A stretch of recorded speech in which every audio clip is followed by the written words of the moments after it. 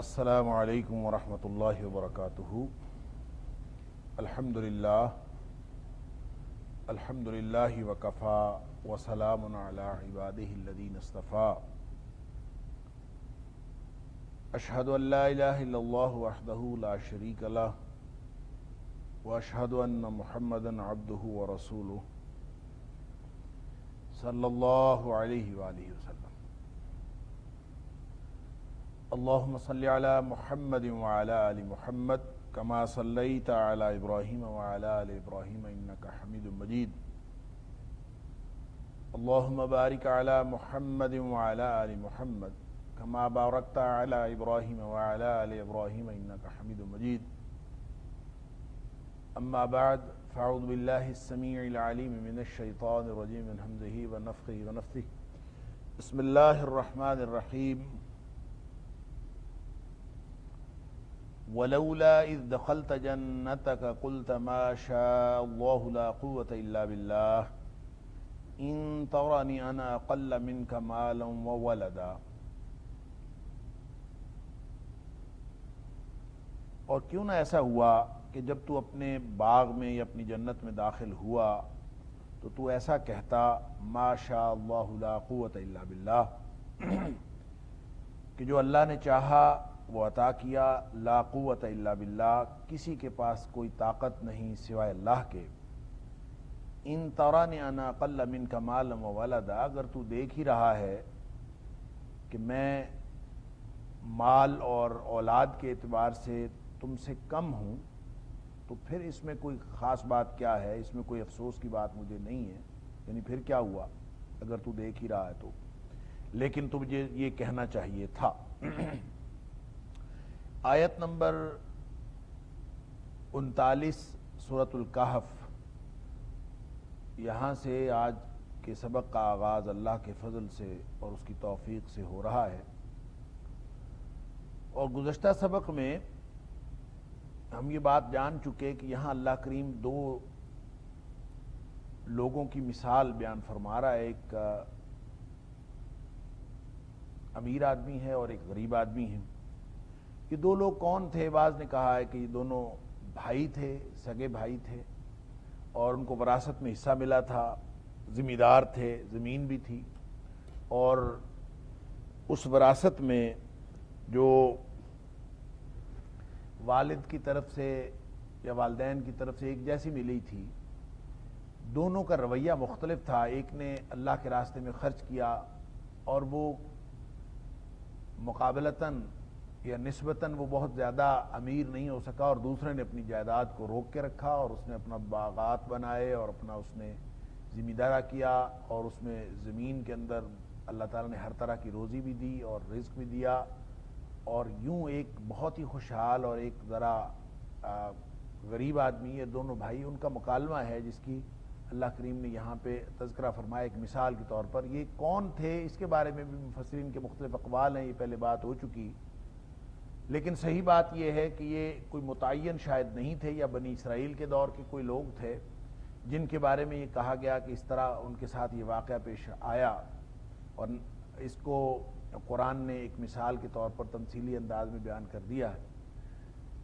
حضرت ابن عباس رضی اللہ تعالیٰ عنہ فرماتے ہیں کہ ان کو والدین کی طرف سے وراثت ملی تھی 8,000 دینار کی، دونوں بھائیوں کو 4,000 ملے تھے، اور ایک نے جو ہے وہ آگے بھیجے، یعنی اللہ کے راستے میں خرچ کیے، اس نے اخروی اعتبار سے اس کو خرچ کیا، اور ایک نے دنیاوی خوشحالی کے لیے خرچ کیا۔ ان دونوں کی مثال اللہ کریم یہاں پہ دے رہا۔ یہ مثال یہاں پہ کیوں دی ہے؟ ایک تو دنیا کی بے ثباتی کی مثال ہے، اور خاص طور پر جو مال و دولت اس کی جو وقت ہے اور اس کی جو اہمیت ہے وہ بتائی گئی ہے کہ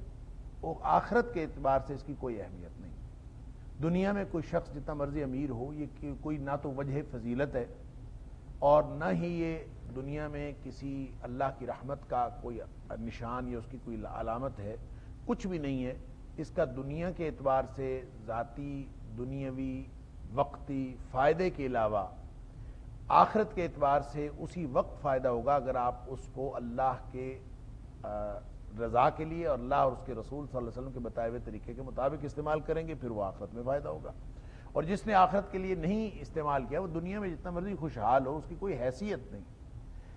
ان دونوں مثالوں کا کانٹیکسٹ یا اس کا جو سیاق و سباق ہے وہ آیت نمبر 28 کے ضمن میں بھی دیکھ لیجئے، جو پیچھے ہم پڑھ آئے ہیں، جس میں اصل میں کفار مکہ کا مطالبہ تھا کہ آپ کے جو ارد گرد لوگ ہیں ایسے کہ جو غریب غربا ہیں ان کو آپ ہٹا دیجئے اپنے پاس سے، تو پھر ہم آپ کے پاس آ کے بات کیا کریں گے۔ حضرت بلال رضی اللہ تعالیٰ عنہ جیسے، حضرت ابن مسعود رضی اللہ تعالیٰ عنہ جیسے، حضرت سعد ابن ابی وقاص رضی اللہ تعالیٰ عنہ، یا پھر روایات میں آتا ہے کہ اسپیسیفکلی جس وقت یہ آیت کا نزول ہوا تو اس سے پہلے جب انہوں نے اعتراض کیا تھا تو اس وقت یہ 3-4 صحابہ کرام جو عام طور پہ نبی کریم صلی اللہ علیہ وسلم کی مجلس میں ہوتے تھے وہ موجود تھے، یا پھر قبیلہ حذیل کے بھی 2 آدمی موجود تھے، ان کو بھی جو مقامی سردار ہیں انہوں نے کمتر محسوس کیا اور انہوں نے سمجھا کہ ان کو ہٹا دیا جائے۔ اور یہ اسی طرح کا مطالبہ ہے جو ہر دور کے جو سردار ہیں وہ نبیوں سے کرتے آئے۔ حضرت نوح علیہ السلام کے ساتھ بھی انہوں نے یہی مطالبہ رکھا تھا، اور قریشی سرداروں کا بھی خیال یہی تھا۔ تو گویا اس ضمن میں اللہ کریم نے ایک تو آیت نمبر 28 میں بہت کیٹاگوریکل بات فرما دی، اور اسی طرح سورۃ الانعام کے اندر بھی فرما دیا کہ ان کو ہٹانا نہیں ہے، ان کو، یہ تو بڑے قیمتی لوگ ہیں، ان کو ساتھ ہی رکھنا ہے۔ یہاں بھی فرما دیا وَاصْبِرْ نَفْسَكَ مَعَ الَّذِينَ يَدْعُونَ رَبَّهُمْ بِالْغَدَاةِ وَالْعَشِيِّ يُرِيدُونَ وَجْهَهُ، یہ جو اللہ کی رضامندی چاہنے کے لیے صبح و شام تمہارے ساتھ موجود ہوتے ہیں، تو ان کو چھوڑنا نہیں، ان کے ساتھ ہی بیٹھنا، ان کو الگ نہیں کرنا۔ اور پھر ساتھ اسی آیت میں آیت نمبر 28 میں ان لوگوں کی جو غافل لوگ ہیں، چاہے وہ سردار ہوں جو مرضی ہوں، ان کی وَلَا تُطِعْ مَنْ أَغْفَلْنَا قَلْبَهُ عَنْ ذِكْرِنَا وَاتَّبَعَ هَوَاهُ، جو اپنی خواہش نفس کے پجاری ہیں، ان کی بات بالکل نہیں مانی، وَكَانَ أَمْرُهُ فُرُطًا، ان کے تو ساری زندگی کے معاملات خراب ہیں، تو ان کی بات آپ نے بالکل نہیں مانی۔ تو اسی تناظر میں یہ جو کمپیریزن ہے، یہ جو موازنہ ہے دو ذمہ دار بھائیوں کا یا دو امیر بھائیوں کا، جو بعد میں ایک شخص جو ہے اس کے پاس وسائل کم تھے نسبتاً ایک کے پاس بہت زیادہ ہو گئے، ان دونوں کا آپس کی گفتگو ہے کہ اللہ تعالیٰ اس کی ڈسکرپشن یہ دیتا ہے کہ روزی کے جتنے معلوم ذرائع تھے اس وقت زمیندارے کے اعتبار سے وہ سب تھے۔ انگوروں کا باغ تھا، اس کے ارد گرد کھجوروں کے درخت تھے، یعنی دونوں ایک بہت یعنی کہہ لیجئے کہ پھلوں کے اعتبار سے بھی بہترین پھل، اور پھر آمدنی کے اعتبار سے بھی بہترین ذریعہ آمدن۔ پھر اس کے ساتھ فرمایا کہ درمیان میں جو ہے اللہ تعالیٰ نے اس کی کھیتی بھی بنائی ہوئی تھی، ایسا نہیں ہے کہ وہ صرف پھل ہی تھے، وَجَعَلْنَا بَيْنَهُمَا زَرْعًا، کہ درمیان میں کھیتی بھی تھی۔ اور اس کا مطلب یہ ہے کہ ایک پرفیکٹ جو کوئی کانسیپٹ ہو سکتا ہے کسی زمیندارے کا، کہ اس میں ہر طرح کی فصلیں بھی آ رہی ہوں، ہر چیز جو ہے وہ وہاں سے میسر ہو، اور پھر سب سے بڑا جو زمیندارے میں ہوتا ہے وہ پانی کا مسئلہ ہوتا ہے۔ تو فرمایا کہ پانی کا بھی مسئلہ ان کو اس لیے نہیں تھا کہ اللہ تعالیٰ فرماتا ہے کہ ہم نے اس کے درمیان میں ایک فجرنا خلالہما نہر، ایک دریا بہا دیا تھا درمیان، سبحان اللہ، یعنی پانی بھی وافر ہے، ہر چیز، ایک پوری جو پرفیکٹ ڈسکرپشن ہو سکتی ہے وہ اللہ کریم نے یہاں پہ دے۔ اب وہ شخص جو ہے اپنے باغ میں داخل ہو رہا ہے اور وہ کہتا ہے کہ دیکھو تو اپنے آپ کو اللہ والا کہتا ہے، اور تو مجھ سے کچھ بھی یعنی کوئی فوقیت تمہاری نہیں ہے، میرے پاس باغ میرے پاس ہے، ہر چیز میرے پاس ہے، اور میں نہیں سمجھتا کہ یہ میری نعمتیں ختم ہوں گی، اور اگر کبھی ختم ہوئیں بھی اور قیامت آئی بھی، وما اظن الساعة قائمہ، مجھے کوئی گمان نہیں ہے، کوئی یقین نہیں ہے کہ قیامت آئے گی، لیکن اگر آئی بھی وَلَئِن رُدِدتُّ إِلَىٰ رَبِّي لَأَجِدَنَّ خَيْرًا مِّنْهَا مُنْقَلَبًا، تو میں مجھے وہاں بھی جا کے موجیں ہوں گی، اس سے بہتر ملے گا۔ اور یہ اکثر دنیا داروں کے ذہنوں میں یہی مغالطہ ہوتا ہے۔ قَالَ لَهُ صَاحِبُهُ وَهُوَ يُحَاوِرُهُ أَكَفَرْتَ بِالَّذِي خَلَقَكَ مِن تُرَابٍ ثُمَّ مِن نُطْفَةٍ ثُمَّ سَوَّاكَ رَجُلًا، تو وہ جو بھائی تھا اس کا ساتھی، اس نے اس کو گفتگو کرتے ہوئے محاورے میں، یعنی جب وہ آپس میں گفتگو ہو رہی تھی تو اس کا جواب دے رہا تھا، تو اس نے جواب میں کہا کہ تو نے تو کفر کیا ہے اپنے اللہ کے ساتھ، اکفرت بالذی خلقک من تراب، تو نے کفر کیا۔ حالانکہ اب اندازہ کیجئے کہ وہ پیچھے کی کہہ رہا ہے کہ وَلَئِن رُدِدتُّ إِلَىٰ رَبِّي، میں اگر اپنے رب کی طرف واپس لوٹایا بھی گیا، تو اس کا مطلب ہے رب کو مانتا تو تھا، وہ رب کے وجود کو تو مانتا تھا، لیکن پھر بھی اس کا بھائی کیا کہہ رہا ہے اکفرت بالذی خلقک، تو نے کفر کیا ہے۔ تو اس کا مطلب ہے کہ رب کو صرف مان لینا جو ہے وہ ایمان نہیں ہے، رب کی ماننا بھی ایمان ہوتا ہے، پھر جا کے ایمان مکمل ہوتا ہے۔ کوئی شخص اگر رب کو اس کے وجود کا قائل ہو اور اللہ کے حکموں کو نہ مانے اور نبی جو حکم لے کے آتے ہیں ان کو نہ مانے، تو وہ باوجود رب کو ماننے کے وہ کافر ہی ہوتا ہے، وہ اپنے اعمال سے کافر ہی ہوتا ہے۔ اس لیے اس نے کہا کہ کفرت بالذی خلقک من تراب، تو جو اللہ نے پیدا کیا مٹی سے پیدا کیا، پھر ایک سلسلہ تناسل چلایا، آدم علیہ السلام سے مٹی کو پیدا کر کے پھر نطفے سے پیدا کیا، پھر شاندار ایک آدمی بنا دیا، تجھے تو چاہیے تھا تو اللہ کا شکر کرتا، اور اس اللہ کا شکر کرنے کی بجائے تو نے کفر کیا ہے۔ اور پھر ساتھ کہا کہ تو جب داخل ہوا تھا اپنے باغ میں تو اتنی نعمتوں کو دیکھ کر، سب سرسبزی، شادابی، خوشحالی، پانی وافر، ہر طرح کی نعمتوں کو دیکھ کر تمہارے منہ سے یہ نکلنا چاہیے تھا ما شاء اللہ لا قوت الا باللہ، کہ جو اللہ نے چاہا وہی عطا کیا، لا قوت الا باللہ، کسی کے پاس کوئی قوت نہیں ہے سوائے اللہ کے، یعنی اللہ طاقت دے تو ہے، کسی اور کے پاس نہیں۔ نبی اکرم صلی اللہ علیہ وسلم کا فرمان ہے کہ جب بھی کسی نعمت کو دیکھو وہ کسی کے لیے اچھی لگے یا آپ کے اپنے لیے اچھی لگے، تو اس وقت یہ فقرہ پڑھا کرو ما شاء اللہ لا قوت الا باللہ، سبحان اللہ۔ تو اس کے ساتھ ہی ملتا جلتا ایک اور فقرہ ہے لا حول ولا قوت الا باللہ، یعنی صرف یہ کہنا لا حول ولا قوت الا باللہ، کوئی طاقت نہیں ہے نہ نیکی چھوڑنے، نہ نیکی اختیار کرنے کی، نہ گناہ چھوڑنے کی، الا باللہ، سوائے اللہ، اللہ، یعنی کسی بھی طرح کا میرے پاس کسی چیز کا کوئی اختیار نہیں ہے، لا حول ولا قوت الا باللہ، ہر چیز کا اختیار جو ہے وہ اللہ کے پاس ہے۔ ماشاء اللہ، جو اللہ نے چاہا کیا، تو گویا اس کا مطلب یہ ہے کہ ماشاء اللہ لا قوت الا باللہ، جو قرآن نے یہاں پہ یہ فقرہ بتایا کہ یہ کہنا چاہیے نعمت کو دیکھ کر، تو بہت ساری روایات ہیں، نبی کریم صلی اللہ علیہ وسلم کی احادیث ہیں جس میں اس فقرے کو، یعنی کسی کو بھی دیکھ کر ماشاء اللہ لا قوت الا باللہ پڑھنے کی تلقین کی گئی ہے، بلکہ آپ نے فرمایا کہ جو نہیں پڑھتا اس کو نظر بد لگ جاتی ہے، یہ پڑھنا چاہیے۔ اور پھر یہ بھی کہ اگر کوئی شخص پڑھ لے، ایک حدیث میں آتا ہے کہ کوئی شخص اگر ماشاء اللہ لا قوت الا باللہ کسی بھی نعمت کو دیکھ کر پڑھ لیتا ہے تو وہ نظر بد سے محفوظ ہو جاتا ہے۔ اور پھر حدیث میں یہ بھی آتا ہے کہ ایک شخص کو نظر بد لگ گئی اور وہ شخص نہا رہا تھا اور اس کا اچھا جسم جسہ دیکھ کر کسی نے کہا واہ جی کیا بات ہے، تعریف کی، ماشاءاللہ نہیں پڑھا، اور اس نے، وہ شخص جو ہے بے ہوش ہو کر گر گیا۔ بعد میں نبی کریم صلی اللہ علیہ وسلم کے علم میں آیا تو آپ نے اس شخص کو جس نے اس کی تعریف کی تھی اور ماشاءاللہ نہیں پڑھا تھا، اس کو آپ نے سختی سے یہ کہا کہ تو نے کیوں نہ ماشاءاللہ لا قوت الا باللہ پڑھا، اللہ، کیونکہ یہ خالص توحید سکھانے والا جملہ ہے، سبحان اللہ، کہ ہر چیز اللہ کے ہاتھ میں ہے، نعمت ملی ہے اللہ کے ہاتھ میں ہے، جو جسم ملا ہے، جسہ ملا ہے، اللہ کے ہاتھ میں ہے، شکل خوبصورت ملی ہے، اللہ کے ہاتھ میں ہے، سب اللہ کا بنایا ہوا، لا قوت الا باللہ، ما شاء اللہ لا قوت الا باللہ، یہ گویا ایک توحید کا جملہ ہے، خالص توحید کا جملہ، جو ہر وقت انسان کے ذہن میں رہنا چاہیے، اور جب بھی کوئی اچھائی دیکھے، مخلوق میں دیکھے، اپنی ذات میں دیکھے، ارد گرد دیکھے، اللہ کی عطا کردہ نعمتوں کی صورت میں دیکھے، کسی بھی اعتبار سے دیکھے، تو زبان سے ماشاء اللہ لا قوت الا باللہ یا پھر الحمدللہ، کہ اللہ کا شکر ہے، سب تعریف اسی کے لیے ہے، یہ بھی خالص توحید ہے کہ اللہ کا شکر بھی کرنا ہے۔ حمد اس تعریف کو کہتے ہیں جو شکر والی تعریف ہوتی ہے، تو الحمدللہ ہر قسم کی تعریف صرف اللہ کے لیے ہے، وہ بھی خالص توحید ہے۔ تو یہ انسان جب کہتا رہے تو ایک تو توحید سے جڑا رہے گا، اور وہ عذاب جو اس نعمتوں کی وجہ سے آنے کا کوئی امکان ہوتا ہے، جیسا کہ قارون نے جب اس کو نعمتیں ملی تو اس کو سب نے سمجھایا کہ تم اللہ کا شکر کرو کہ تمہیں اللہ نے نعمتیں دی ہیں، اس نے کہا نہیں، انما اوتیتہ علی علم عندی، میں نے تو بھئی اپنے ہنر سے یہ کمائی ہے، یہ میری ہاتھوں کی کمائی ہے، میری خون پسینے کی کمائی ہے، میں نے اپنے علم کے زور پر، اپنے ہنر کے زور پر، اپنی دانش کے زور پر میں نے اس کو کمایا، اپنی عقل و دانش، اور میں نے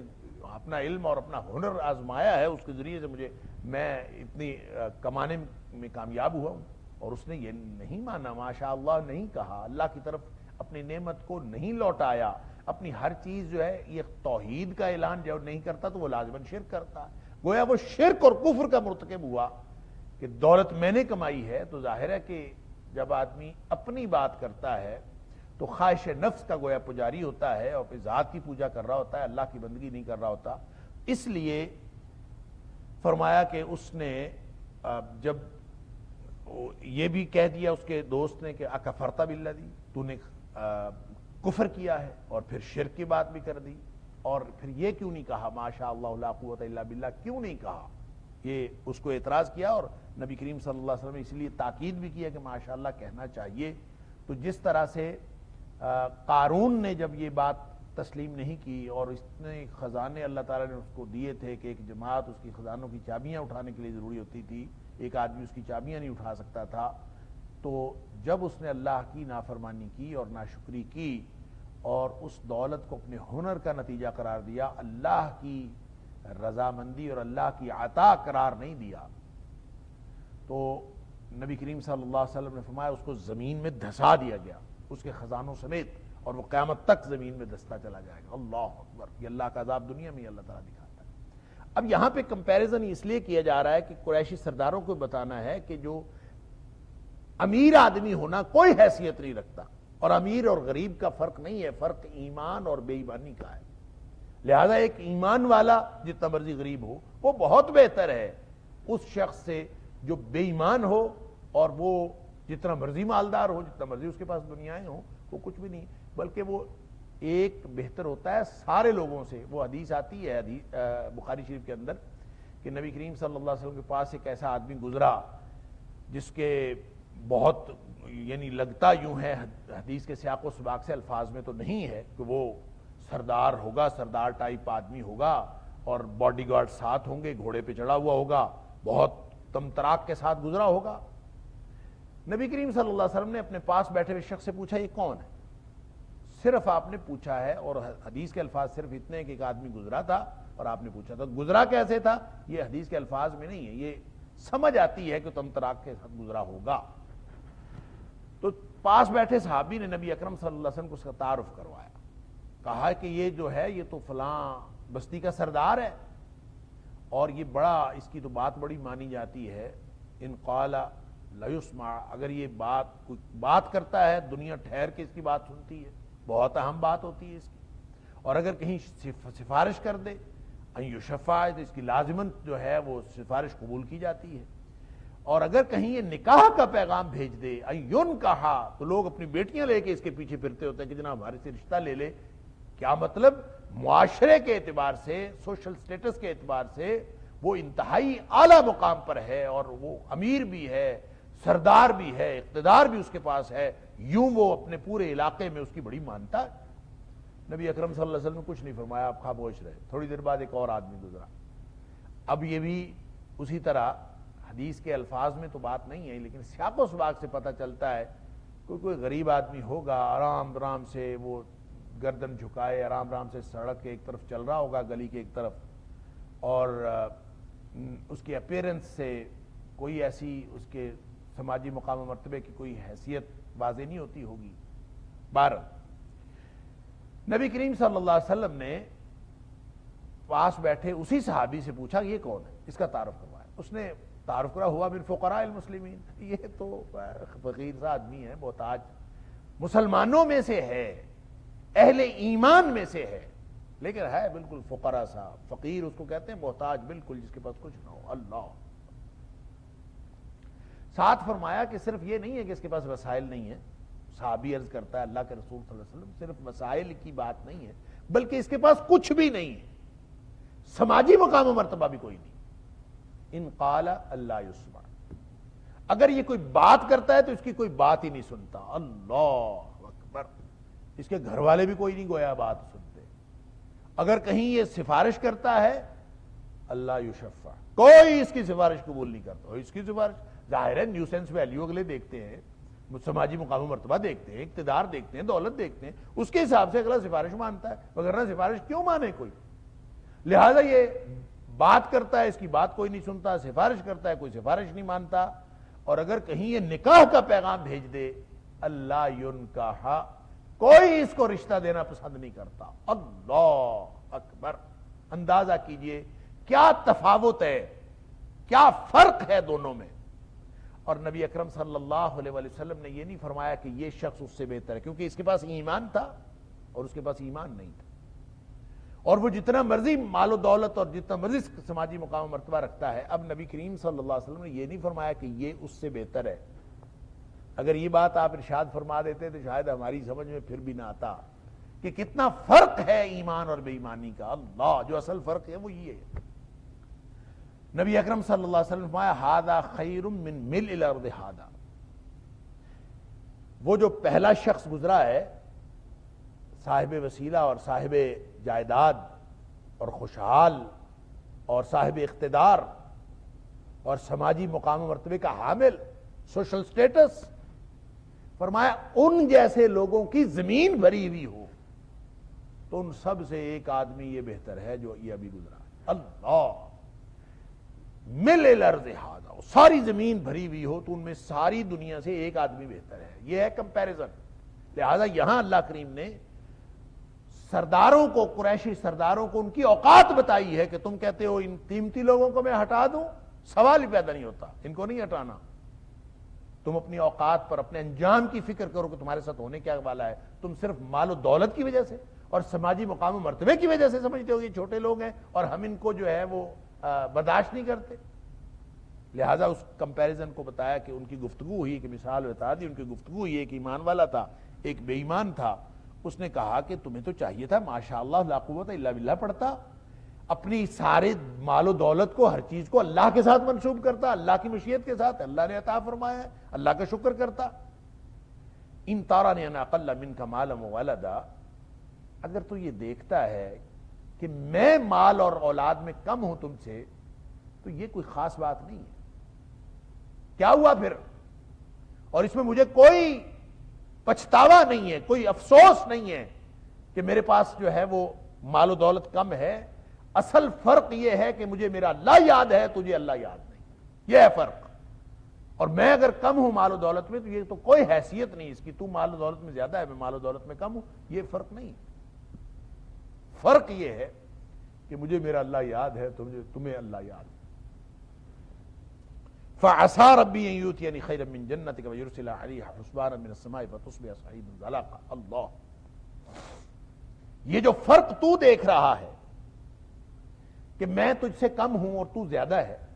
یہ فرق تو کسی بھی وقت مٹ سکتا ہے، راتوں رات مٹ سکتا ہے، ختم ہو سکتا ہے۔ فَعَسَىٰ رَبِّي أَن يُؤْتِيَنِي خَيْرًا مِّن جَنَّتِكَ، ہو سکتا ہے کہ اللہ مجھے تیرے باغ سے اور تیری اس جنت سے کہیں زیادہ عطا فرما دے۔ یہ تو اللہ تعالیٰ کہ قُلِ اللَّهُمَّ مَالِكَ الْمُلْكِ تُؤْتِي الْمُلْكَ مَن تَشَاءُ وَتَنزِعُ الْمُلْكَ مِمَّن تَشَاءُ وَتُعِزُّ مَن تَشَاءُ وَتُذِلُّ مَن تَشَاءُ بِيَدِكَ الْخَيْرُ إِنَّكَ عَلَىٰ كُلِّ شَيْءٍ قَدِيرٌ۔ سبحان اللہ۔ اے اللہ تو ہے بادشاہتوں کا مالک، جس کو چاہتا ہے تو عطا کرتا ہے اختیار، ملک، اقتدار اور مال و دولت، اور جس سے چاہتا ہے تو چھین لیتا ہے، جس کو چاہتا ہے عزت دیتا ہے، جس کو چاہتا ہے ذلت عطا کرتا ہے۔ بیدک الخیر، ساری کی ساری بھلائی تو تیرے ہاتھ میں۔ انک علی کل شیء قدیر، تو ہر چیز پر قدرت رکھنے والا۔ خالص توحید، سبحان اللہ۔ تو یہی اس نے سمجھائی، ما شاء اللہ لا قوت الا باللہ۔ یہ کیوں نہیں کہا کہ ما شاء اللہ لا قوت الا باللہ، کہ اللہ کے ہاتھ میں ہے سب کچھ، اللہ نے ہی دیا جو کچھ عطا کیا، لا قوت الا باللہ، اس کے علاوہ کوئی طاقت نہیں ہے۔ یہ ایک فقرہ اتنا قیمتی ہے، لا حول ولا قوت الا باللہ کہہ دینا۔ نبی اکرم صلی اللہ علیہ وسلم نے فرمایا ایک تو یہ ہے نا کہ کسی اچھی چیز کو دیکھ کر ماشاء اللہ لا قوت الا باللہ کہنا، اور اس کے بارے میں میں نے عرض کیا کہ متعدد احادیث ہیں۔ ایک ہے صرف لا حول ولا قوت الا باللہ۔ ایک شخص آیا، اس نے آگے نبی کریم صلی اللہ علیہ وسلم سے عرض کی، اللہ کے رسول صلی اللہ علیہ وسلم مجھے وسوسے آتے ہیں۔ اب یہ وسوسے کیا چیز ہوتے ہیں؟ یہ ہم تو اس کو سمجھتے ہیں صرف جو شیطانی وسوسہ آتا ہے، خاص طرح کی کیفیت جس کو آپ کہہ دیتے ہیں کہ سایہ ہے یا کوئی جو ہے وہ اس طرح کی کوئی چیز ہے، غیبی چیز جو ہے وہ اس کو تنگ کرتی ہے تو سمجھتے تب وسوسے آتے ہیں۔ ایسا نہیں ہے۔ یہ جن کو ہم دور جدید میں نفسیاتی بیماریاں کہتے ہیں، یہ بھی تو وسوسے ہیں۔ یہ بھی تو برے خیالات اور الٹے سیدھے خیالات، سارا انسان کا جو پورا سوچوں کا سسٹم ہے وہ ڈسٹرب ہوتا ہے، تو نفسیاتی مسائل یہ بھی وسوسے ہیں۔ گویا کہ نبی اکرم صلی اللہ علیہ وسلم سے اس نے اپنے نفسیاتی مسئلہ ڈسکس کیا تھا۔ ہر طرح کے وسوسے، یا یوں کہہ لیجئے کہ ہر طرح کے نفسیاتی مسائل جو ہیں وہ وسوسے کے اندر آ جاتے ہیں، چاہے وہ شیطان کی طرف سے ہوں، چاہے وہ دماغ کی کسی خرابی کی وجہ سے ہوں، چاہے وہ برین کے کوئی کیمیکلز کی ڈسٹربنس کی وجہ سے ہوں، جس بھی وجہ سے ہوں آپ کو پرابلم ہے۔ اللہ کے رسول صلی اللہ علیہ وسلم مجھے وسوسے آتے ہیں، آپ نے فرمایا تو ایسا کر، لا حول ولا قوت الا باللہ پڑھا کر۔ سبحان اللہ۔ بعض روایتوں میں آتا ہے 100 دفعہ پڑھا کر، لا حول ولا قوت الا باللہ پڑھا کر۔ کیا ہوگا؟ فرمایا تیرے وسوسے بھی دور ہو جائیں گے، اور اس کے علاوہ اللہ تعالیٰ تیرے 100 مسئلے حل کر دے گا۔ اللہ اکبر، یعنی وسوسے جو نفسیاتی مسائل ہیں وہ تو حل ہوں گے ہی ہوں گے، علاوہ ازیں بھی 100 مسائل حل ہو جائیں گے۔ اصل بات یہ ہے کہ یہ اتنا سا فقرہ، کیونکہ یہ توحید کا فقرہ ہے، خالص توحید کا فقرہ ہے، لا حول ولا قوت الا باللہ، کسی کے پاس کوئی طاقت نہیں ہے نیکی کرنے کی، اور کسی کے پاس کوئی طاقت نہیں ہے برائی چھوڑنے کی سوائے اللہ کے، کسی کے پاس امیر بننے کی طاقت نہیں ہے، کسی کے پاس غریبی سے بچنے کی طاقت نہیں ہے سوائے اللہ کے۔ آپ اس کو جہاں مرضی فٹ کرتے جائیں، اصل میں انسان کی بے بسی اور عاجزی کا اظہار ہے۔ جب یہ ہو جائے، سبحان اللہ، ہو جائے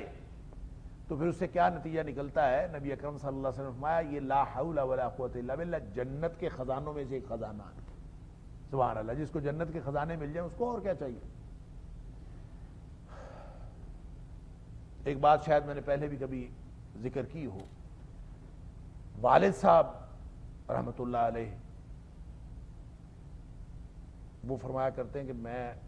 کرتے تھے، اللہ تعالیٰ ان کی مغفرت فرمائے، کہ میں جوانی میں بہت ذکر کرتا تھا اللہ کا، اور مختلف قسم کے اذکار میرے صبح و شام نہیں بلکہ 24 گھنٹے کے معمولات میں اذکار شامل تھے۔ تو میری نظر سے یہ حدیث گزری کہ لا حول ولا قوت الا باللہ جنت کے خزانوں میں سے خزانہ ہے، سبحان اللہ۔ تو وہ فرماتے ہیں میں نے باقی سارے اذکار کم کر دیے اور لا حول ولا قوت الا باللہ کو زیادہ کر دیا، اور بس کثرت کے ساتھ میں اسی کو پڑھتا رہا۔ کیوں؟ میرے ذہن میں یہ بات آئی جس کو جنت کا خزانہ مل جائے اس کو اور کیا چاہیے؟ تو میں جنت کے خزانے کو ہر وقت لے کے اسی کو پڑھتا رہتا تھا، اس کو سوچتا رہتا تھا، اور ہر وقت میرا دھیان اللہ کی طرف اور اللہ کی قدرتوں کی طرف، اللہ کی توحید کی طرف رہتا تھا۔ سوچ سمجھ کے میں اپنی بے بسی کا اظہار کرتا تھا، لا حول ولا قوت الا باللہ، اور سارے ضروری اذکار کر کے جتنا وقت بچتا تھا میں صرف لا حول ولا قوت الا باللہ پڑھتا۔ وہ فرماتے ہیں کہ میں نے اتنا کثرت سے پڑھا کہ اصل میں نے والد صاحب سے سوال کیا تھا، والد صاحب نے زندگی میں کوئی دنیاوی اعتبار سے یا مادی اعتبار سے یا معاشی جدوجہد کے اعتبار سے کوئی کاروبار نہیں کیا، کوئی نوکری نہیں کی والد صاحب۔ وہ تو اللہ تعالیٰ نے ویسے ان کا انتظام کر دیا کہ وراثتی زمینیں تھیں اور وہ ایک بندوبست ہو گیا الحمدللہ، اور ساری ان کی زندگی بڑی اچھی گزری اور ہم سب پل بھی گئے الحمدللہ۔ لیکن ویسے ہی مجھے خیال آیا کہ والد صاحب ساری زندگی صرف اللہ اللہ کرتے ہیں، دین کی تبلیغ کرتے ہیں اور کچھ بھی نہیں کرتے، تو میں ان سے پوچھوں کہ معاشی جدوجہد جو کہ بالکل حلال اور جائز ہے اور قرآن کا حکم ہے وابتغوا من فضل اللہ، تو آپ نے یہ کبھی نہیں کی، تو آپ کو کبھی خیال نہیں آیا کہ آپ یہ کر لیں؟ کہتے ہیں ہاں آتا تھا خیال میں جوانی میں۔ وہ کہتے ہیں میں پلان بھی کیا کرتا تھا، میں منصوبے بنایا کرتا تھا، فلاں کاروبار کر لوں، فلاں کاروبار کر لوں، اور کاروبار کرنا چاہیے۔ اس ضمن میں انہوں نے بتایا کہ جب میں نے لا حول ولا قوت الا باللہ کا بہت کثرت سے وظیفہ کیا، بہت ہی زیادہ کیا، تو صرف میں ضروری وظائف کرتا تھا اور باقی ہر وقت لا حول ولا قوت الا باللہ پڑھتا تھا۔ تو وہ فرماتے ہیں کہ اس سے پہلے میں پلان کیا کرتا تھا کہ میں نے کاروبار کرنا ہے زندگی میں، لیکن اس کے بعد اللہ تعالیٰ نے میری زندگی میں ایسی کایا پلٹ دی میرے خیالات کی کہ مجھے کبھی خیال بھی نہیں آیا، اور اس کی ایک ظاہری انڈیکیشن وہ کہتے ہیں اس طرح سے ہوئی کہ مجھے خواب میں اللہ تعالیٰ نے دکھایا کہ مجھے کسی نے یوں میرے جسم کو لمبائی کے رخ 2 حصوں میں تقسیم کر دیا، آرے سے کاٹ دیا، یوں کاٹ کے میرے آدھا حصہ مجھ سے الگ کر دیا، اور میں نے دیکھا کہ میرا آدھا حصہ الگ ہو گیا ہے، لیکن اس کے باوجود میں مکمل تھا۔ خواب میں جو میں نے دیکھا کہ مجھے آدھا کاٹ دیا گیا ہے لیکن اس کے باوجود میں مکمل ہوں، تو مجھے خواب میں یہ بات سمجھائی گئی کہ آپ کے اندر جو اللہ نے دنیا کا حصہ رکھا تھا وہ ہم نے نکال دیا، یعنی اللہ تعالیٰ نے دنیا کا حصہ آپ کی زندگی سے نکال دیا۔ یہ کوئی اللہ تعالیٰ کی طرف سے بشارت تھی یا زندگی کا منہج ترتیب دینے کے لیے کوئی اشارہ تھا؟ بہرحال والد صاحب رحمۃ اللہ علیہ فرماتے ہیں کہ اس کے بعد کبھی زندگی مجھے کاروبار کرنے کا بھی خیال نہیں آیا، اور مجھے ہر وقت یہی رہا کہ مجھے صرف اور صرف آخرت کے لیے کام کرنا چاہیے، زندگی گزارنی چاہیے۔ اللہ تعالیٰ نے زندگی اپنی بندگی کے لیے دی ہے، دنیا کمانے کے لیے نہیں دی، تو اس پر جو ہے وہ ان کے زندگی کا بالکل اور منہج طے ہوگا۔ تو کہنے کی بات یہ ہے کہ اللہ تعالیٰ مال دے تو وہ بھی نعمت بن جاتا ہے جب آپ ہر چیز کو اللہ کی طرف منسوب کرتے ہیں۔ یہ فلسفہ ما شاء اللہ لا قوت الا باللہ کا اور لا حول ولا قوت الا باللہ۔ آپ مفلس ہوں یا آپ بہت خوشحال ہوں، اگر تصور یہ ہو کہ یہ دنیا امتحان کے لیے ہے تو جو غریب آدمی ہے وہ بھی امتحان دے رہا ہے، جو امیر آدمی ہے وہ بھی امتحان دے رہا ہے، تو ہیں تو ایک جیسے نا دونوں، بلکہ امیر آدمی زیادہ بڑے امتحان میں پھنسا ہے، غریب آدمی کا امتحان چھوٹا ہے، اس کو تھوڑی چیزوں کا حساب دینا پڑے گا، جس